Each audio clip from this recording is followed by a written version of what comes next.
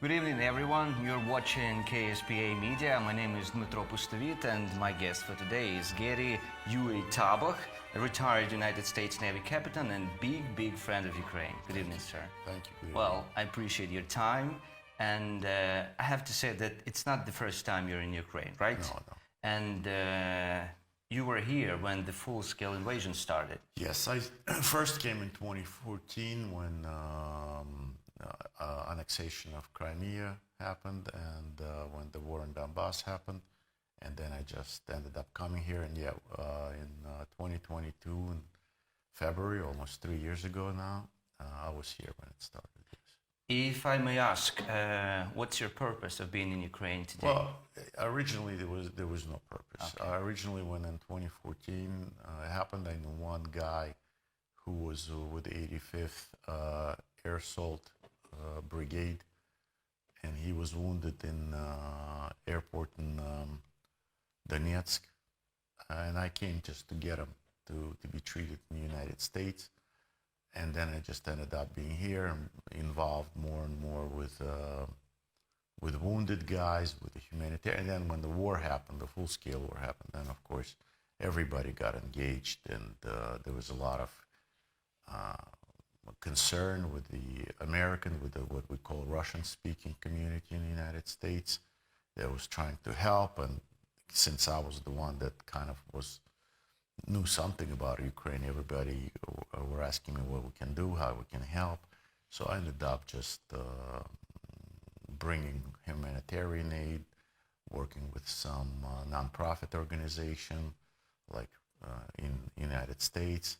And then I just do it on my own, mostly dealing with medical doctors here and some soldiers, and then interviews and things like that. Would you say that Ukrainians get used to the war, to the full-scale invasion? Well, I don't think normal people get used to those things. People that are involved in the war, like military people or civilians who are always in the area of military operations, eventually, at first they're very scared when there's an explosion or something like this, or when there's just an alarm goes off on your phone. But then people tend to, get used to things. And they don't, like, for instance, in Kharkiv, people don't really respond to alarms anymore, to sirens, because you can't function. Every 10, 15 minutes, siren goes off. Israelis have been dealing with it for decades, for 100 years. Mm-hmm. They've been living in that situation where their sirens go on and off. They're kind of, it's not that they're used to it, but they already have reflexes developed that they go in and they know how to respond to it. But Ukrainians, it's still scary for most of the normal people, let's say. There are a lot of comparing between Israel and Ukraine. Do you think it's fair to compare two different countries with different types of war? Yes, I think in certain aspects of it, they're very similar. Mm-hmm. Both of you have a very difficult, much larger neighbor who doesn't want to live in peace with you and want your destruction. And Israelis have deal with the same thing. Also, the rest of the world is kind of acts selfish towards Israel and you, like saying, but why can't you just be Russians, or why can't Arabs just live among the Jews and things like that? So the people tend to be ignorant about those things and tend to not misunderstand. And then I think you do have a common enemy. It all comes from the same problem. The problem is still arrives in Russia. It's based in Russia. Israelis realized that they had to deal with it. You both deal with it in a different way, but I think eventually you are going to be strategic partners in a war against your countries. Because, like I said, the cancer itself, the metastases may be affecting different, but the cancer itself sits in the same place. So, if we change the leader of this big evil, it wouldn't change anything? I don't know. It's difficult to say. We have changed the Tsar, the bloody Nicholas, and then, because he was awful, he was bloody. And then Lenin and Stalin came. Was it a better change or not? It's hard to say. Yeah. In Iran, we had Shah of Iran, who's very corrupt, and decided to change him to Ayatollahs. Was it better to change? In Batista in Cuba, who was also a dictator and an awful man, we changed him to Castro. Is it better? So it's very difficult to say when we're going to change somebody. Is it somebody going to be better, or it could be worse? So it's a dangerous game. We tend to think that all evil is coming from men like Hitler, Stalin, Putin, but they have collaborators. They're not the only ones. They have a lot of collaborators. They have collaborators in our countries. They have collaborators in our administrations. Most of the time, we're the worst enemy is ourselves. Yeah. So just by replacing one leader of an evil empire, I don't think it could change things, but it could change things for worse as well. So we got to be prepared for all kinds of scenarios. That's true. Well, speaking about dictatorship, Tucker Carlson the other day said very funny thing about President Zelenskyy. Yeah, it's very funny. Well, he called him a dictator because of no election in Ukraine. I think he aware of the reason why we cannot have elections during the full-scale invasion. Of course he's aware. But why would he say so? I grew up listening to Tucker Carlson, and everything he was saying and everything to this day he says is very right, very correct, very precise, very professionally done, up to the point when he starts talking about Ukraine. Once he starts talking about Ukraine, it's absolute bizarre what he's saying, which to me, there's no way he could be making a mistake or he's not aware of something like that. So he's serving some sort of purpose for someone. I don't know. I don't understand why he's doing it, because he's a very highly professional. He has all the money in the world. He's a very influential man, especially in the media. So why is he doing? What is it that he does not like or say bluntly untrue things? A group of people with I'm part of that group. We try to meet with him many times to say to him, listen, bro, what you're saying about Ukraine is not true. There is no oppression. As a matter of fact, really, any country that would have a war on their ground, nobody has elections in those days. There is no freedom. There's a dictatorship, because you can't fight a war with being democratic. Yes, you can if you're fighting it away from your territory. But if you're fighting on your ground, it's even Roosevelt, he was not very democratic when he was a president during World War II, and we weren't fighting on our land. So it's very strange to what Tucker Carlson is saying when it comes to Ukraine. It's almost like he's possessed, which reminds me of many times we hear the same thing about President Trump. There are a lot of reporters in Ukraine and many commentators in Ukraine that will say everything correct, up until it comes to Trump. Once it comes to Trump, they start making up stuff. They try and lie, bluntly lying, knowing that it's not true.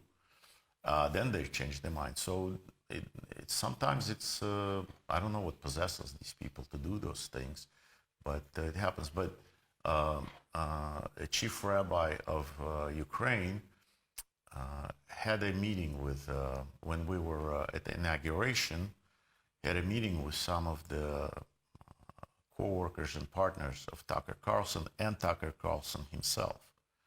So we tried to get a meeting with him to talk about Ukraine. He knew why. He knew he was chief rabbi of Ukraine. Whether he's going to meet with us or not, or just even with a rabbi, I don't know. I believe he may not, because he knows what we will be talking about. Now, why? Again, it is very strange. But at the same time, I was thinking about it as there was a reception post inauguration party that was set up for people from different areas, from different culture, different religions, and I was there as well. And they were all good. There was a Catholic, chief Catholic priest. There was a chief rabbi of New York. There was a minister, Trump's minister, that Trump goes for his spiritual advice to that minister, who's very, very effective speaker. Many people. There was from Africa people, from all kinds of walks. And there was a blogger from Ukraine. And she asked me, can I take you? Because I was few medals I had. So she was, a rabbi introduced me to her.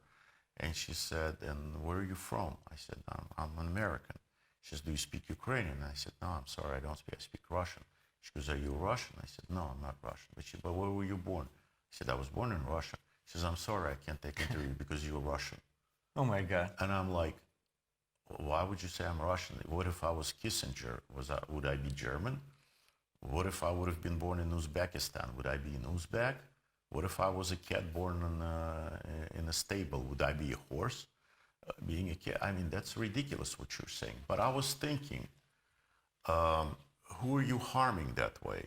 You're harming the entire... She says, no, I'm sorry, you're still a Russian. And I'm like, no, I'm an American. And actually it sounded like I was bragging. And I kept saying, listen, I served for 30 years. I'm an American. I do a lot of work in Ukraine and stuff. So she put it out and she cut things out where she's saying that she can't interview me because I'm a Russian. So it looked like I was bragging. But what I was thinking, if Tucker Carlson would have stood next to it and he heard that, he would have grabbed that and he would have had a field day with it, saying, here, that's what Ukrainians are all about. Yeah.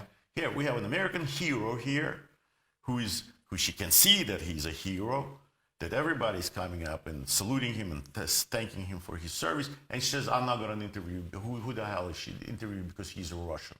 How is he a Russian? Does it mean that Trump is a German? It's ridiculous.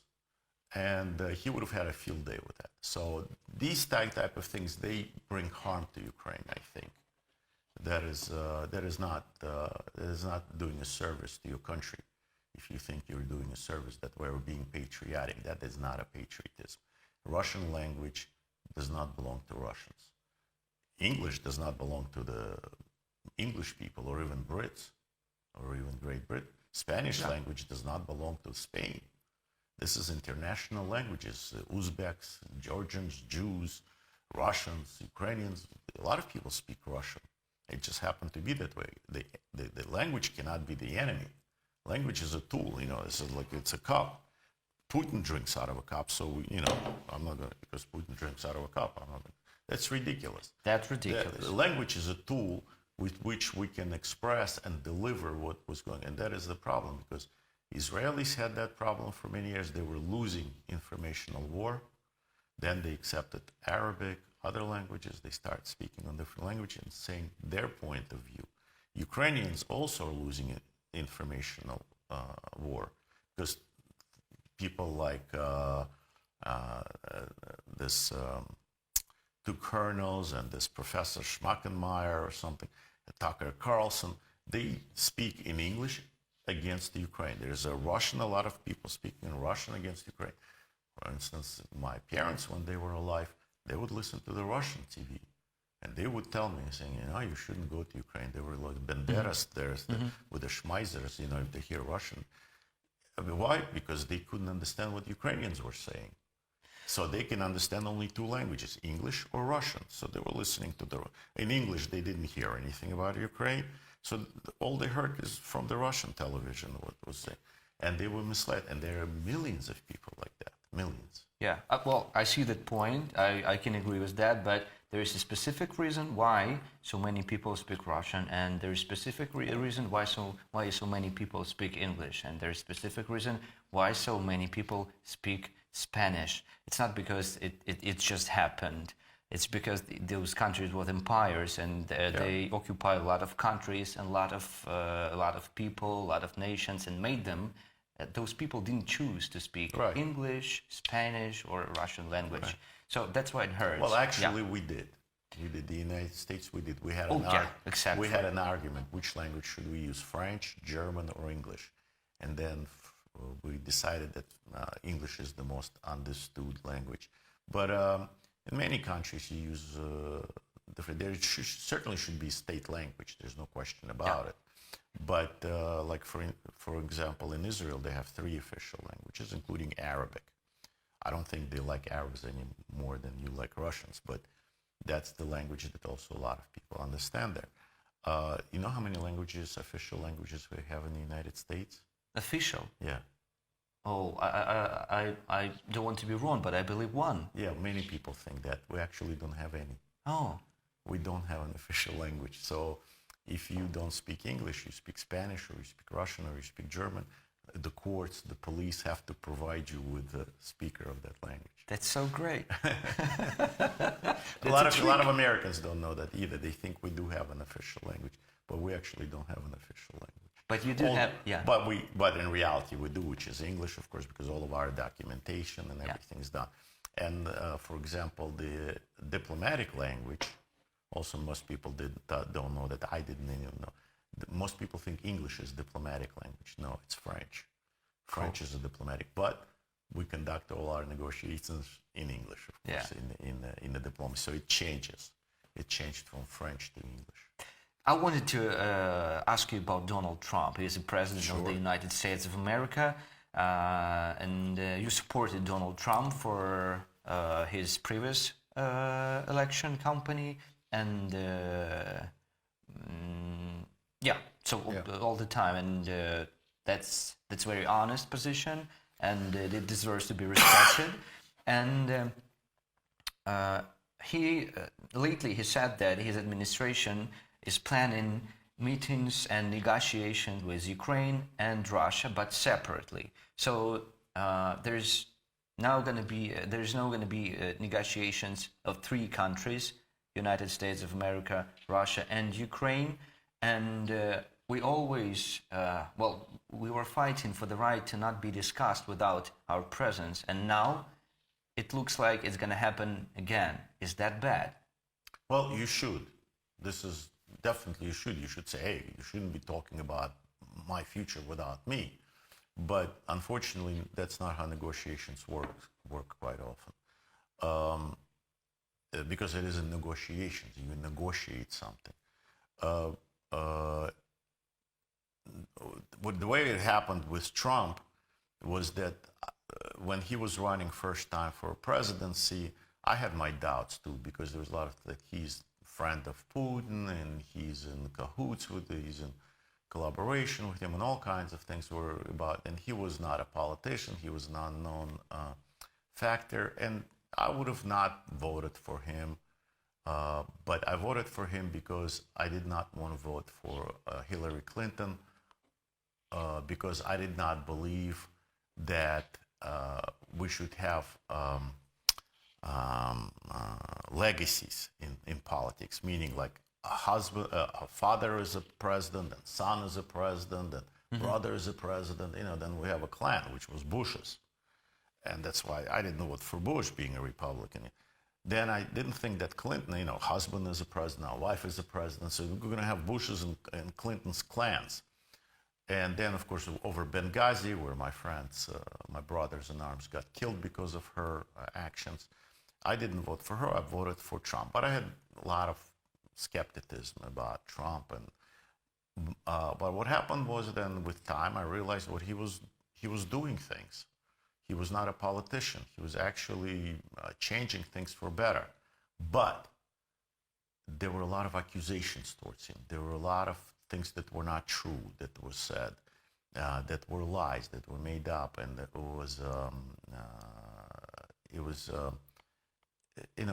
were committing. If you're somebody that believes in God, they're committing a sin, accusing somebody knowing that very well that an individual is not guilty of it. And then because I was in Ukraine at the time, in Ukraine it was really in Russian-speaking media, in Ukrainian-speaking media, it was really, really bizarre, because they were saying things that were completely out of it. Like Tucker Carlson is talking about Ukraine. And I kept going, and I was very naive, going to all these shows in Ukraine saying, listen, he didn't say that. You didn't interpret that right. That's not what he said. or he didn't do that. Where did you get this? Or New York Times, or CNN, or Washington Post. Yeah, but it is all Democratic. It was Clinton's loudspeakers. So why can't you listen to other? Well, it's American. And I'm like saying this is very Soviet approach to it. And in Ukraine, there was this absolute hate towards Trump and making it up. And the only thing I could compare it at the time is like in Germany before World War II, during World War II, with the Jews. I mean, normal people, Germans, very educated, the most advanced in society. And all of a sudden, in 2 years, 3 years, the entire country says that, yeah, the guy that I fought with during World War I, you know, with the Iron Cross, he's the enemy. We need to kill him.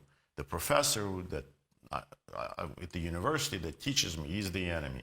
Doctor that my parents go, my children go, he's the enemy.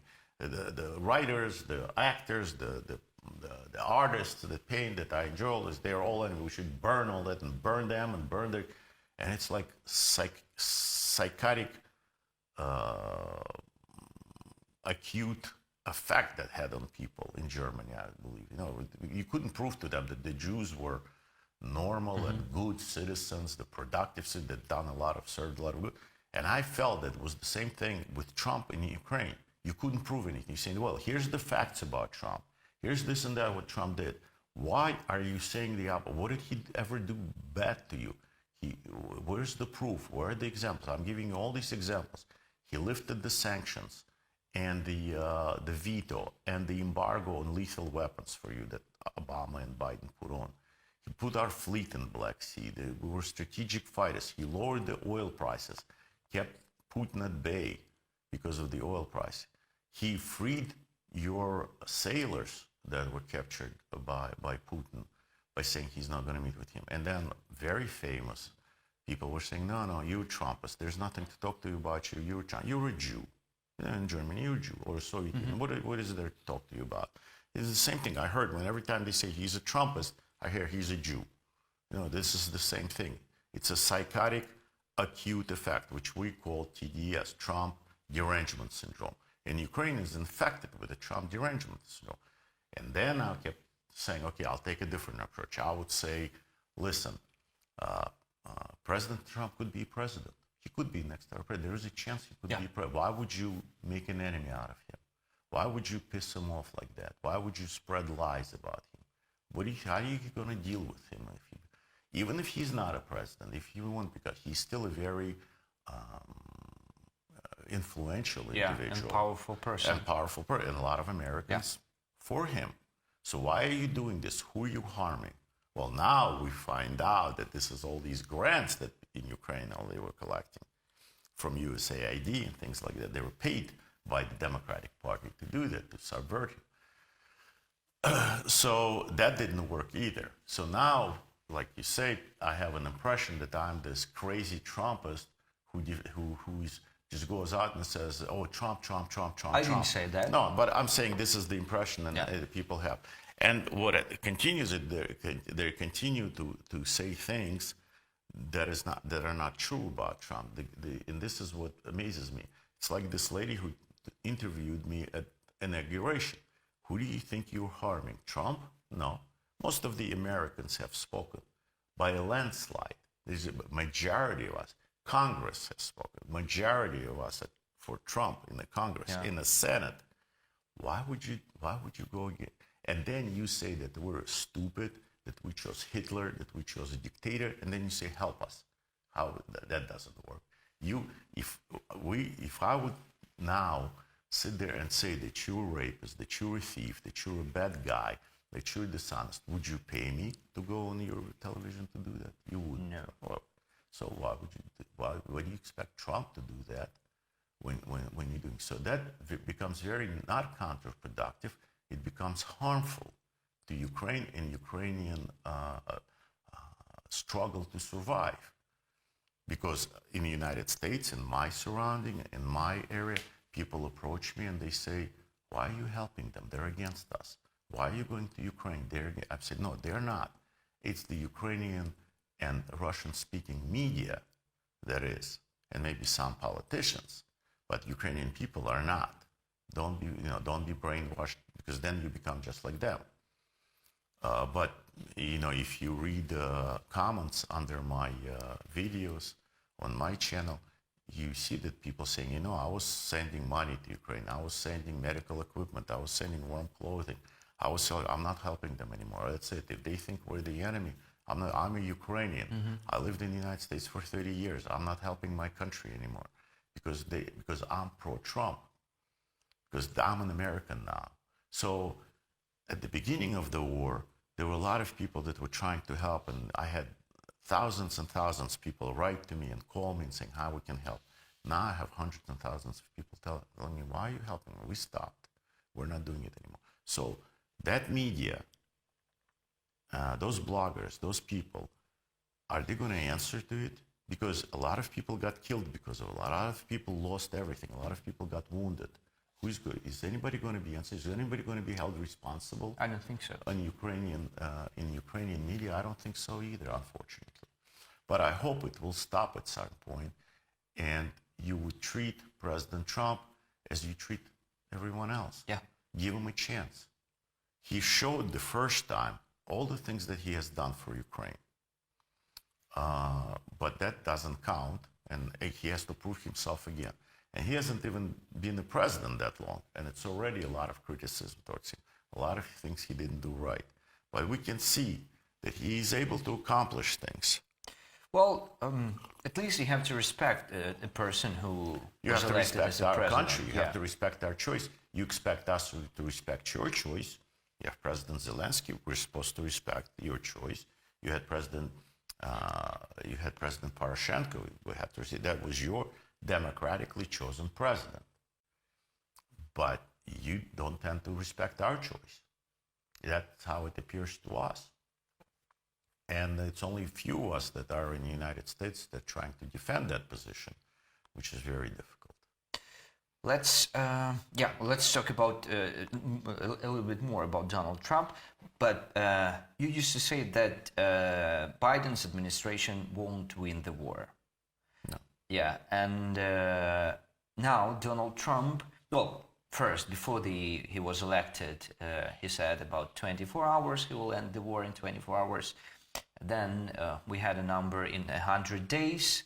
Now we hear something about 6 months and other terms of the ending the war in Ukraine. But you also say that it doesn't matter what Donald Trump says, it matters only what he does. No, mostly what he does, you gotta see. Yeah. Because a lot of times he says things not for you, he says for American citizens, for his fellow Americans, so they understand what he's talking about, not necessarily for you, but you grab every word he said. The thing is, President Biden said that if he becomes a president, Putin will not sit in his chair for too long.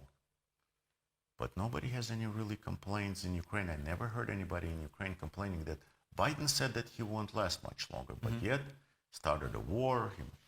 Biden said that he would turn the sky and earth upside down for Ukraine. Nobody said he didn't do it. He said that he was going to give everything.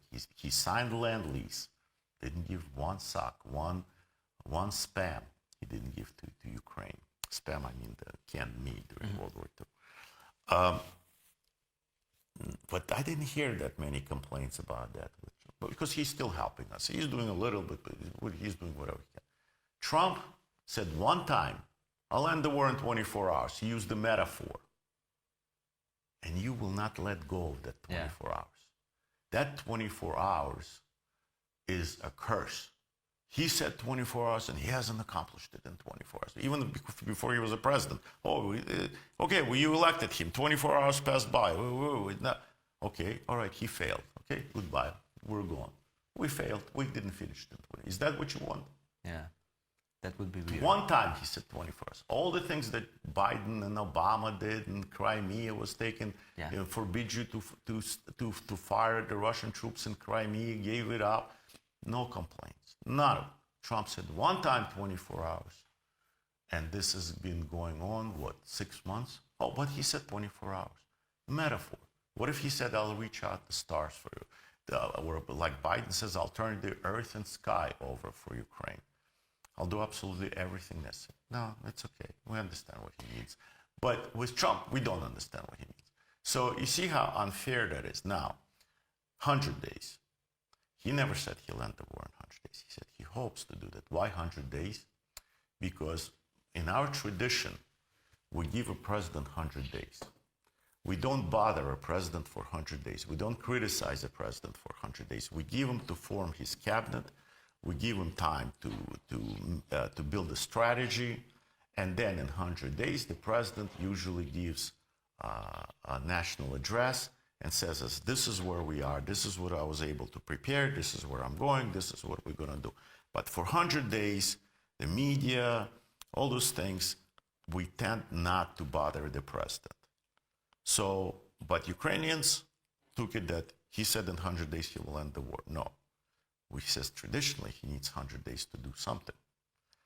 But it's with every president except Trump. With Trump, we impeach him before he even gets to the office, before he even sworn in, already impeachment. So everybody is that way. He's the only Jew in the classroom. Why? I don't know. 100 days is our tradition. So now 6 months. So again, he's not saying he's going to end the war in 6 months. He's not God.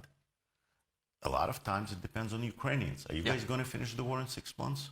Or are you going to finish the war in 100 days or 24 hours? When are you going to finish the war?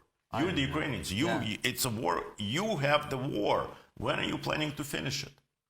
Yeah, so it's not only Trump. There's Putin, there's Xi, there's Saudi Arabia. But we can at least talk about what has he done. It is the same thing that in Ukraine was Trump smacked Putin on the shoulder and said he's a good guy. Yeah, he did that. That's all the Ukrainians would show. That he said he's a good guy. Tapped him on the shoulder, said he's a good guy. But why did he do that? He did that because he said he wasn't going to meet with Putin unless Putin releases Ukrainian sailors. Putin released Ukrainian sailors, smacked him on the shoulder, says, you're a good guy. Good boy.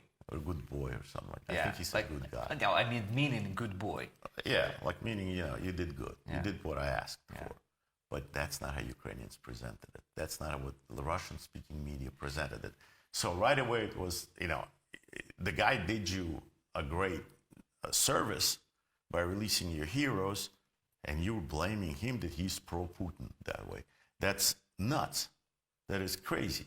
And nobody is so. So this is what I was saying. Now, what is Trump is doing now? He's saying, first thing we have to do is drill, baby, drill. What does it mean? That means he wants to drop the prices of oil. Yeah. And then he says, and then our enemies are starved. He says who the enemies are. Yeah. Iran, Russia, and Venezuela. So he calls Russia the enemy. Now he's talking to Saudi Arabia to lower the prices of oil. Now, why would he do that?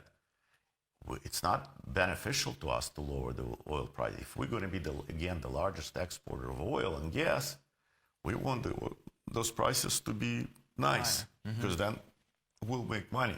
We don't want OPEC to pump even more, drill more oil, and drop prices even further down, because it's not beneficial.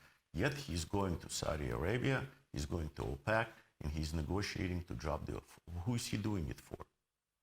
I would say he's doing it for Ukraine against Putin. Why can't we say, hey, President Trump, do it, let's do it. Now, let's say he wants to negotiate without Ukrainian presence. Negotiations are very difficult things. And sometimes, let me ask you a question. Are Israelis talking to Hamas or not? Or maybe we're talking to Hamas without Israelis? I think on certain issues we are. Certain issues, Israelis are involved. Because that's how, I was part of negotiations during the Abkhazian-Georgian conflict. And that was compared to what's here. And yet it was a mission impossible. Because the way Russians were, the way Abkhazians were, the way Georgians were, and then United Nations was there. It was very difficult. I can say only one thing. When the war happened in Georgia, and President Saakashvili wanted to negotiate, Putin says, It's too early to negotiate. I'm not going to negotiate with him. He knew he was very powerful for him. But we stood to the side. We didn't get involved, except that President Bush sent our fleet into the Black Sea, and then Putin pulled back. But basically, we weren't part of the negotiations. It's between Georgians and the Russians. This time, President Biden wasn't willing to negotiate. He says, yeah, we'll help Ukraine, but he wasn't really helping Ukraine. Well, this is minimal, And when Prigozhin was going towards Moscow, Biden administration says, do not provoke Russians. Do not do any kind of military offensive maneuvers against Russia. Let Russia stabilize. Whose side were they on? When President Biden says, if it's a large invasion, it's not good. If it's not a large invasion, it's okay. And took our embassy out of here. Like, go ahead, bomb them. You won't kill any Americans. And I was bombarded saying, leave, leave, leave from the embassy, they were telling me. Why? Because they didn't want any Americans to get hurt. So now President Trump is willing to be part of the negotiation. So he's willing to do something. So we should encourage him. We should support him in it. Since all previous presidents stayed out of it, he's saying, yes, I'll be part of it. I'll talk to Zelenskyy, I'll talk to Putin, I'll talk to them, I'll deal with it. We shouldn't criticize him. He hasn't done anything yet. He's just planning, but there's already a lot of it. We had, but we can see that he is able to accomplish certain things already. We see that that Colombia said that they won't take any of the illegal immigrants back. Even an hour didn't pass by. The president said, I will not take them back. This is, no, they're criminals. Let the Americans deal with it. Why should we take them back? An hour didn't go by. President Trump called them. Within an hour, he sent his own personal presidential airplane to take them back. A lot of things here in the media, Trump is going to invade Panama. Trump is going to start the war with Panama. Actually, we started the wars with Panama. We've taken over the canal and arrested their president in late 70s, in the late 80s. We did Noriega arrest him, and we took over the canal. So it happened before. It's our canal. And everybody says he's going to start the war. No, as you can see, Secretary of State Marco Rubio went to Panama, and the Panamanian president said that that's it. Their contracts are interrupted with China. China will not operate Panama Canal. They're out of those deals. They're out of those agreements with China. We're not going to invade. You see, somehow it worked out. The same thing with Greenland, the same thing with all this. Why make all this hype before it? So you can see he's accomplishing those things. Now, we can see that all of a sudden, Israelis are sending you hundreds of millions worth of anti-aircraft, anti-missile defenses, our Patriots. Why? Why didn't they send it before? Because they don't need them now. Why would they need them now? They didn't need them before. Because maybe because it's President Trump? Is it possible? Because he made a deal with them with their hostages. He made a deal with them and saying, okay, I'm going to deal with the Hamas. Hamas is dead. Rubio is saying they're dead. Just release the hostages. We'll deal with them later. And you give our weaponry. It's our weaponry. So Israelis cannot give it without our permission. And all of a sudden, you're already getting cover. So you're getting protection from the air missile. Not enough, but way more than you get before. And yet, everybody's screaming, Trump stopped assistance to Ukraine. He stopped help to Ukraine. That's it. He stopped, and we're not getting any more. Why are you saying this when you are actually getting more help? And all of a sudden, also just like that, we say, just like that, your drones became very heavy. They can carry real bombs. They can cause real damage very far into Russia. The entire European part of Russia is covered by it. And you're bombing them. Why? Why didn't you do that before? Now, you're able to protect yourself from missiles, at least your strategic areas and big cities. and you're able to infiltrate and bomb deep into Russia, not by airplanes, by unmanned flying vehicles, delivering real weaponry. So why is that happening? And you don't hear anything from the White House saying, stop, you can't do it, you can't. So why not encourage and why not support President Trump? And it's not even 2 weeks. It's not even 2 weeks that he's a president. So that's why we are here, and that's why we're talking about it, because it's interesting and because it's important. It is important. Unfortunately, your channel and my channel have 4.5 people watching it. But the main channels, Russian-speaking, Ukrainian-speaking channels, that are delivering absolutely opposite message. Well, we just have started our journey, and I believe it's going to be really interesting, and we have a lot of subscribers. Hopefully, Ukraine will still be here when we're going to grow to the millions, a million of viewers. So I wanted to ask you about President Biden, former President Biden. Well, there are a lot of rumors that he had some sort of agreement with President Putin. How do you think, is that possible? And if yes, what would they? What did they agree on? I think again, I don't have any proof of it. I think it will come out. I think there should be an investigation to it, because they definitely played up. They were warning you. Why did all of us who know something about the subject thought that the Russians were not going to attack?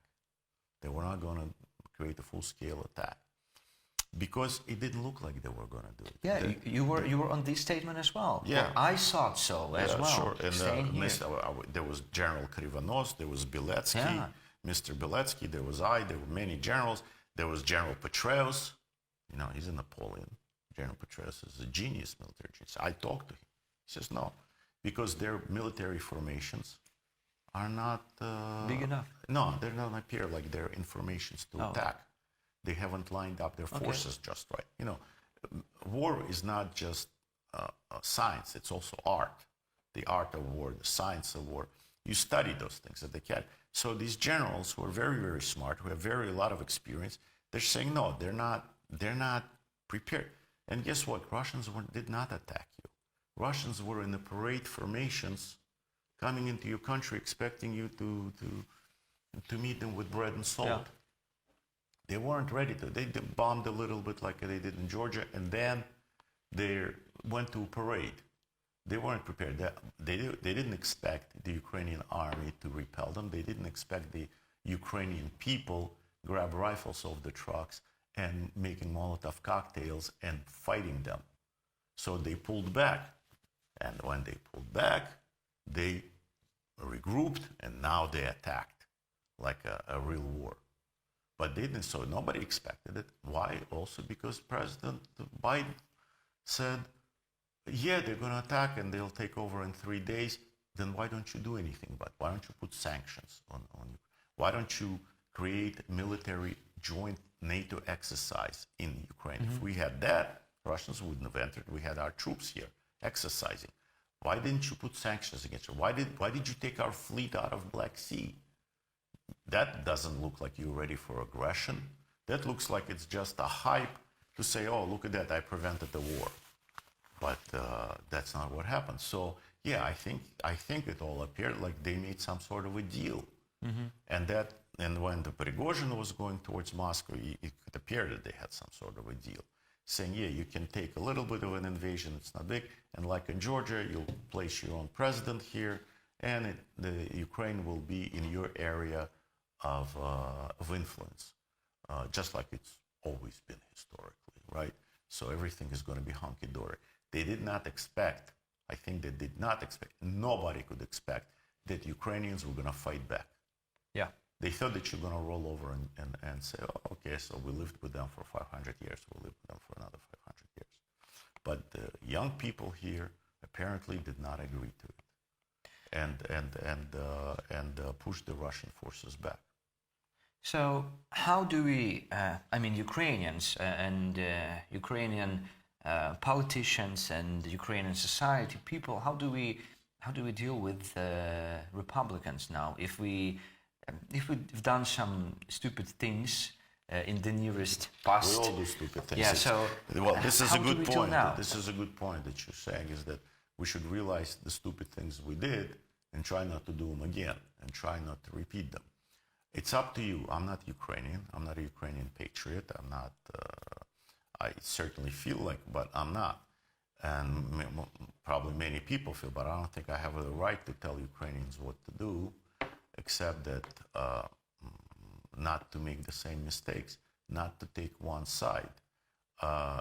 Yes, I'm a Republican. Yes, I'm pro-Trump. But I can tell you that Trump is not going to be in the White House forever. Sure. There's going to be someone else. Yeah, we know that. And our Congress could change. And American people is our Congress. Don't take one side. We can have, there are plenty of good Democrats. There are plenty of good Republicans. There's plenty of bad Republicans, like Tucker Carlson. There are plenty of idiots Democrats, quite a bit of them. Be with America. Do not spread lies about Republicans, Democrats, Putin, Biden, Trump. Be truthful about those things, and people will trust you and believe you. And then, people are not going to be. So we in America have a tendency to change our governments, and the other ones go into opposition. Don't try to be with the party line all the time. It won't work. You'll harm yourself. The question many people, Americans, that care about Ukraine, many of them asking me, why is Ukrainian ambassador still in Washington? Why is she still there? How is she planning to work with the White House? How is she planning to work with the Congress, with the Senate? Mm-hmm. She's a persona non grata with them. Why is she still there? What is her purpose? Yeah. So you don't need to be brilliant to understand. How about a little bit of dignity? I've served in 4 different embassies, American embassies. I've never heard of such case. Usually it's done under the table somewhere in a dark room. They say, get rid of this ambassador or get rid of this diplomat. We're not having a good time with them. And usually they just depart. Or, if we're sitting at the table and you're saying, listen, I don't want you to be in my house anymore. I want you to leave. You're not acting right. I don't like you. Why would you continue to sit at the table and being a guest in my house? You would say, thank you very much. I've done everything I can. Probably didn't work out the way everybody wants. So maybe it's time to change. Maybe somebody else should come in. Why would you continue to sit there and irritate the Congress, which is an American people, and the White House? Purpose of it. But the ambassador of Ukraine is still there. I just find out, well, it depends on if it's true or not, that special representative to Ukraine, Kellogg, should come to Ukraine in the nearest future after the 11th of February. Some Ukrainian media tell about it, and American politician say about that. What would be his purpose coming here? Because, well, earlier he said that he is not coming to Ukraine because there is nothing to deal with here. No, because he was not part of the team yet, because President Trump was not a president yet. What would he come here as who? As what? So again, your media said, Kellogg is coming, or Kellogg has a plan.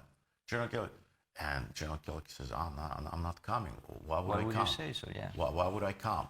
As who? I can, who's going to buy me a ticket to come? Me? Government is not going to buy it because President Biden is still a president.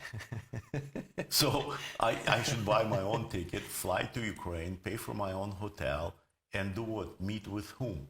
As an official? I'm not an official yet. This is why General Flynn, who just sat next to, he didn't even do anything. He just sat next to Putin, or he was fired, and they made hell out of his life. So General Kellogg says, wait, when President Trump becomes a president, he sends me over as an expert and his special representative on war. Yeah.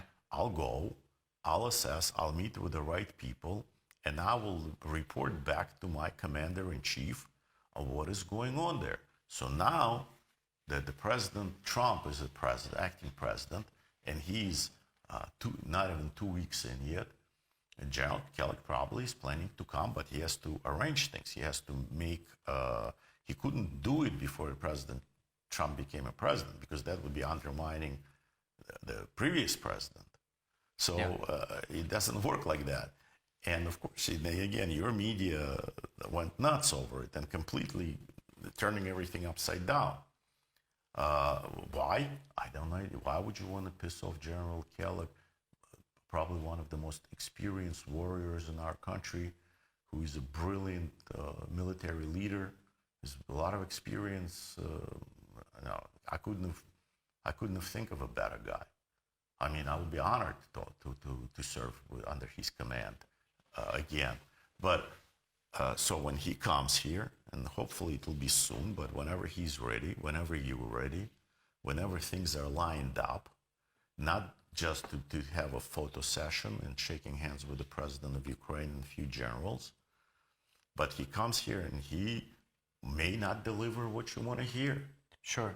You know, he may come back to Washington and report something that you may not enjoy. Sure. So, but that's the reality of life. Hopefully, he will come with something good. Hopefully, he will bring some sort of solutions or some sort of ideas.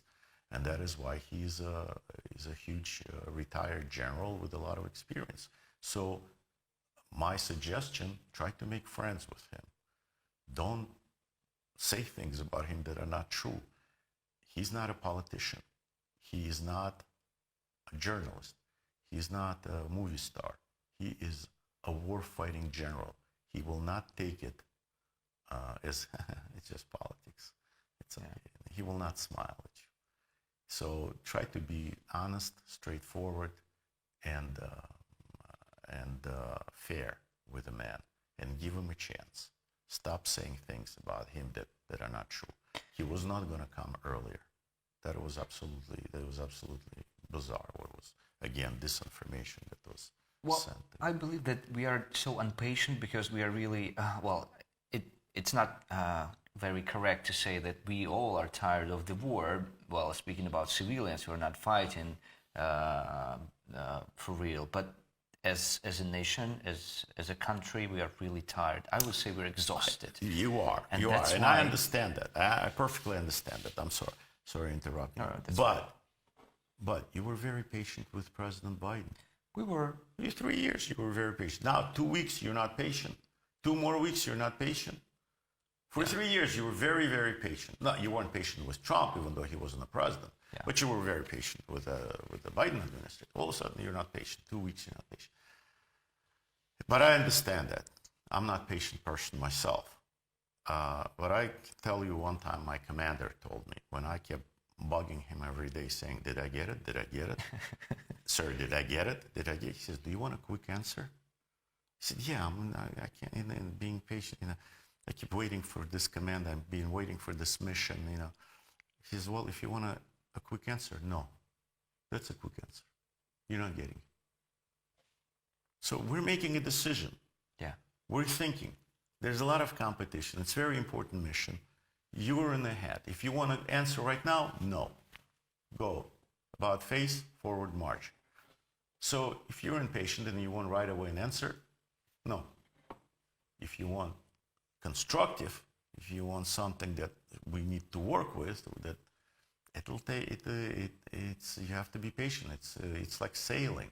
It's not straightforward. It's zigzagging.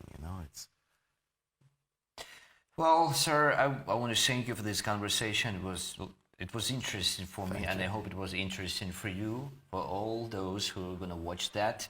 And I agree with you that we should be patient, but sometimes we lose our temper because we are in the war. But this conversation makes me feel much better about President Trump than I did before. And I think patience.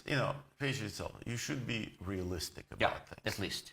And the reality is such that you're in deep trouble. You have a big problem in the country, and realistically, the solution is not going to make you happy. Yeah. It's not going to make anybody happy. Russians are not going to be happy. Americans are going to be Ukrainians. But only a true leader can make that tough decision. Tough decision, realizing that he's going to piss everybody off. If you're going to try to please everyone, you're not going to accomplish anything.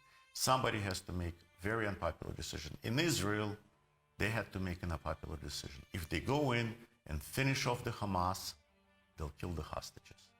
If they don't kill the hostages and get some of them back, they'll let the Hamas live, and probably, let them do whatever bad things they tend to do. Now, what's the right decision? There is no right decision. But somebody has to make one way or the other.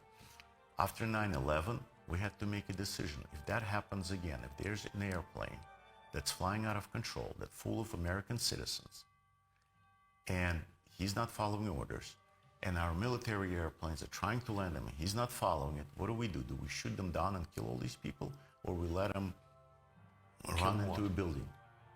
And the decision, somebody made a tough decision. They said, shoot them down. Shoot them down with all the people in that airplane. What if your children are on that airplane? And that pilot, do you think he wants to do it? No.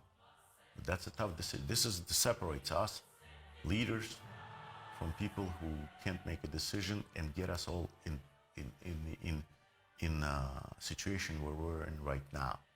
Not only in Ukraine, in Israel, in Taiwan, in Haiti, and many other countries, in Kosovo.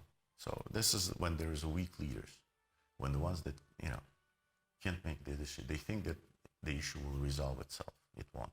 Yeah, and it did not. Thanks a lot. Thank you. Thank you for watching, and don't forget to subscribe, write comments, press up button, do everything to show this video as many people as you can. Thank you. Thank you.